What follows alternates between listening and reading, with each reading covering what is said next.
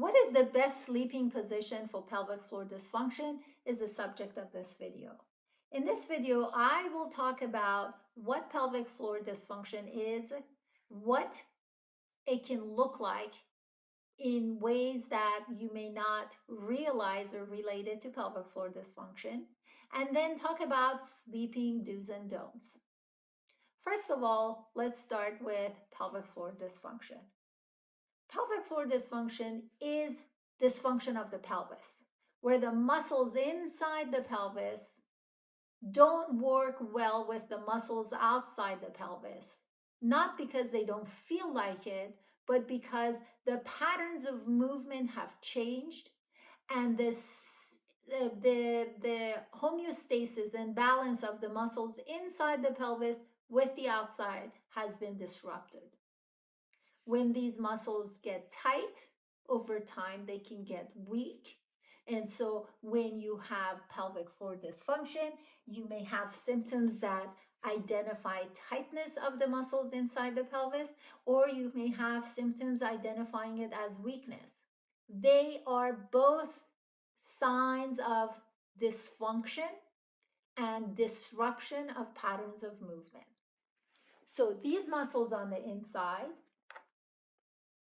work with the muscles on the outside to reinforce the walls of the pelvis.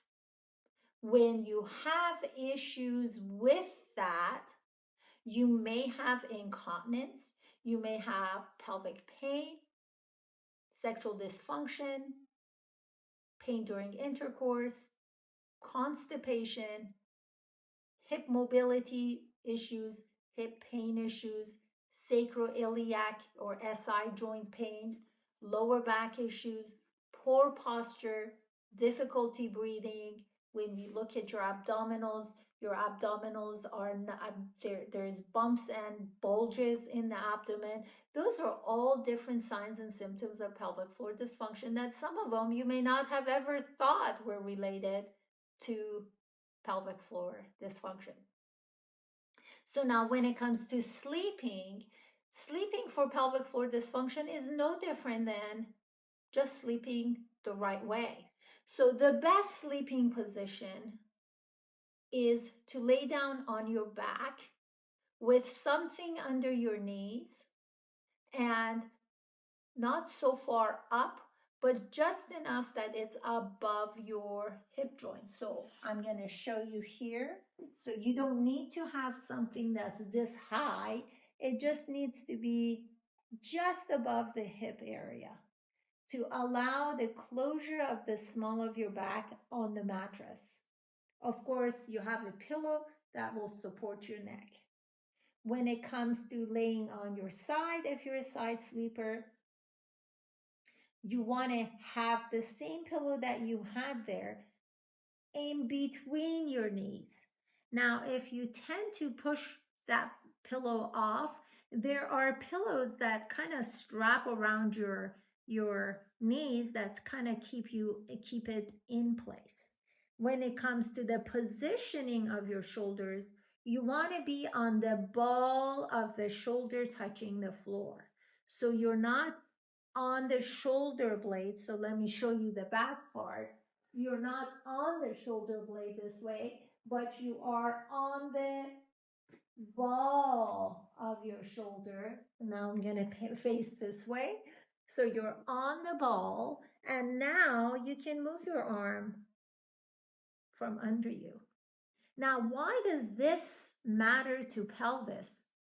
The reason it matters is because any undue stress on your shoulder blades, as an example, or of your lower back, will alter the positioning of your pelvis. So let's talk about shoulder blade as an example. If I keep sleeping on my shoulder blades, I'm encouraging forward movement of my shoulders. Forward movement of the shoulders means collapsing over. I'm going to do this. Forward movement of the shoulders means this over time. And that means my pelvis no longer is nice and neutral. My back no longer is nice and neutral. That means back issues, SI joint issues, And every reason for this pelvis, the muscles inside of it, to not work with the muscles outside of it to stabilize this. That was just a snapshot of what shoulder or how shoulder blade position impacts pelvic stability.